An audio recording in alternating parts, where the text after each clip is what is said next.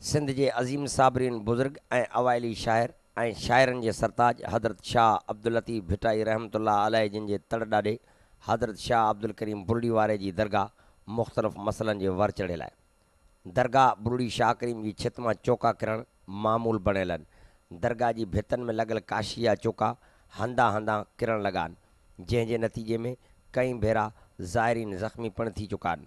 दरगाह बुरड़ी शाह करीम जी मस्जिद में ऐं उन जे गुंबज़नि में ॾार पइजी चुका आहिनि।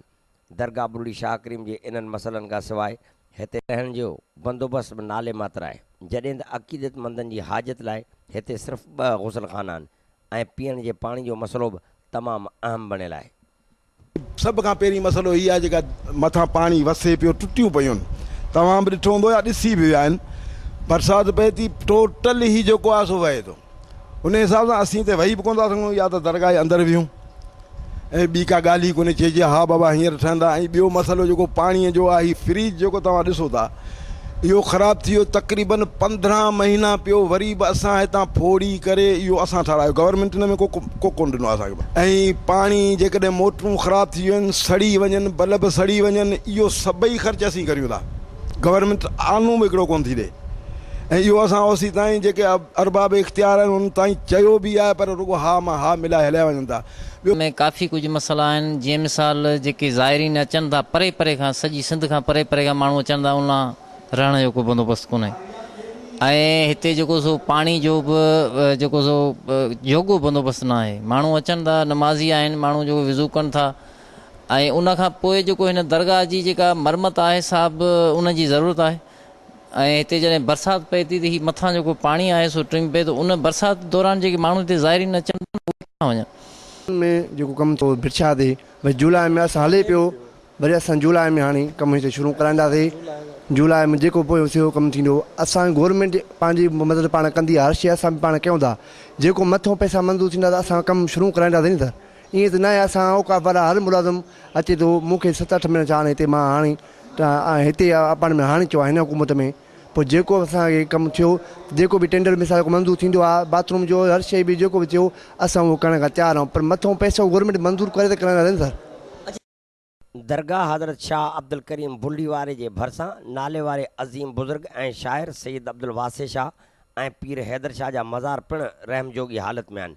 इन्हनि जी ॿाहिरां ऐं अंदरां ज़बून हाली सबबु इहे कंहिं बि वक़्तु डही सघनि था, जंहिं सबबु कंहिं बि वक़्तु को वॾो जानी नुक़सानु पिणु थी सघे थो। बुरड़ी शाह करीम जी दरगाह औकाफ़ खाते हवाले थियल आहे, जंहिंजी लखें रुपया माहवार आमदनी आहे, पर इहा रक़म केॾांहुं वञे थी ऐं उनखे कहिड़े मद में इस्तेमालु कयो वञे थो, इन जी कंहिं नंढे तोड़े वॾे औकाफ़ खाते जे अमलदार खे का बि ख़बर न आहे। रुगो मेले जे वक़्तु पैसे जी मेड़ मेड़, ॾियारे ते पैसे जी मेड़ मेड़, इन खां अलावा कुझु कोन थो थिए कमु। असीं चाहियूं था, हुकूमत खां मुतालबो था करियूं, औकाफ़ खाते खां मुतालबो था करियूं, या त हिते कमु कराइनि या त दरगाह खे छॾीनि, धणीनि खे ॾियनि, त जीअं उहो तरक़ाती कमु कराए सघनि। असां सां त बिल्कुलु बेवाजिबी आहे, पर इहो असां त ख़ादमनि में आहियूं, दरगाह जा ॿुहारीदार आहियूं, पर जेका एतिरी लखे फ़ुक़रा आहे, लखे इंसान आहिनि, छोकी हीअ कंहिं मख़सूस कंहिं हिकिड़े शइ जो असासो कोन्हे, हीअ सॼे असांजो बि आहे, तव्हांजो बि आहे, बल्कि पूरे सिंध जो असासो आहे। करीम साईं जो दरगाह, ॿिया जेके सुजादा रही चुका आहिनि, साईं सखी हैदर शाह, साईं अब्दुल वासे शाह, साईं अब्दुल गनी शाह, हीअ जेके बि रोज़ा आहिनि सभिनी जी ज़बून हालत आहे।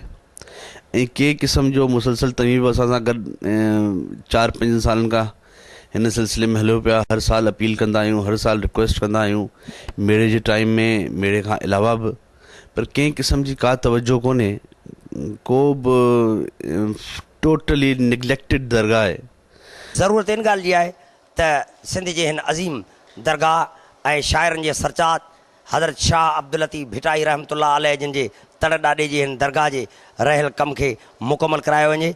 हितां जे लखें मुरीदनि, अक़ीदतमंदनि, ज़ाइरीन ऐं ॿियनि माण्हुनि जे अंदरि पैदा थियल रंजिशूं ऐं ॾुख जी लहर ख़तमु थी सघे।